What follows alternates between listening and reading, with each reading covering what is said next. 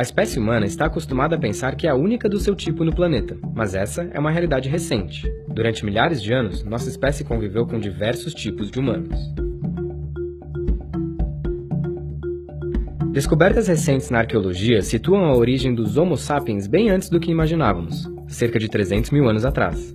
De lá para cá, deixamos de ser uma espécie vulnerável a predadores para nos tornarmos o ser vivo de maior impacto no planeta Terra. Quem nos conta essa história é o pesquisador israelense Yuval Noah Harari, em seu livro Sapiens. De acordo com Harari, pelo menos 6 espécies de humanos conviveram durante milhares de anos, todas elas descendentes dos Australopithecus, nome que significa macacos do sul. Ao deixarem o sudeste africano, 2 milhões de anos atrás, os Australopithecus adaptaram-se às diversas regiões que habitavam. O leste asiático foi ocupado pelos Homo erectus, a mais longeva de todas as espécies. Eles viveram por cerca de 2 milhões de anos. A ilha de Java, na Indonésia, foi habitada pelos Homo soloenses, adaptados ao clima tropical. Em outro lugar do Pacífico, a pequena Ilha das Flores abrigou os Homo floresienses, que por conta dos recursos escassos da ilha, não mediam mais do que 1 metro e não pesavam mais do que 25 quilos. Eles possuíam ferramentas feitas de pedra e se organizavam para caçar elefantes. Elefantinhos, claro. O Homo neanderthalensis, mais conhecido como Neandertal, surgiu cerca de 500 mil anos atrás e habitou a Europa e o Oeste Asiático. Eles eram mais robustos e musculosos do que nós, seus irmãos mais novos. E ainda existiram espécies como Homo ergaster, Homo rudolfensis e por aí vai. Em 2010, por exemplo, uma nova espécie de humanos foi descoberta na Sibéria, os Homo denisova. E essas são apenas as espécies sobre as quais já temos conhecimento. Quantas ainda não estão enterradas na história? Hoje só sobramos nós, os Homo sapiens. Por quê?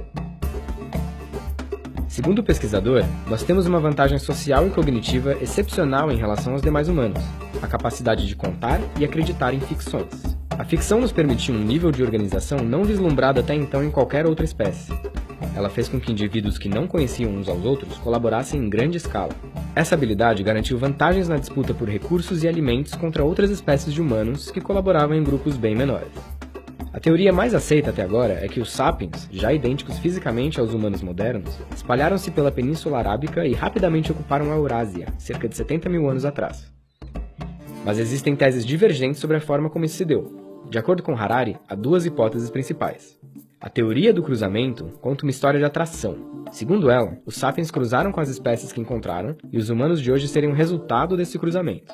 Os europeus seriam em parte descendentes de neandertais, os chineses teriam parte de Homo erectus e assim por diante. Já a teoria da substituição conta uma história de repulsa. A ideia é que a superioridade dos sapiens na disputa por alimentos tenha resultado em escassez de recursos para os demais humanos. Isso teria gerado uma extinção lenta das outras espécies ou até mesmo guerras e genocídios.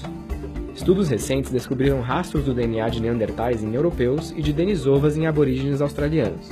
É uma porcentagem próxima de 5% em ambos os casos, o que não prova nem invalida nenhuma das teorias citadas. Certo é que, onde os sapiens chegaram, as outras espécies acabaram sendo extintas. Como os únicos humanos ocupando o planeta, nos restaram apenas fósseis, ossos, ferramentas, um pouco de DNA e muitas perguntas sem resposta.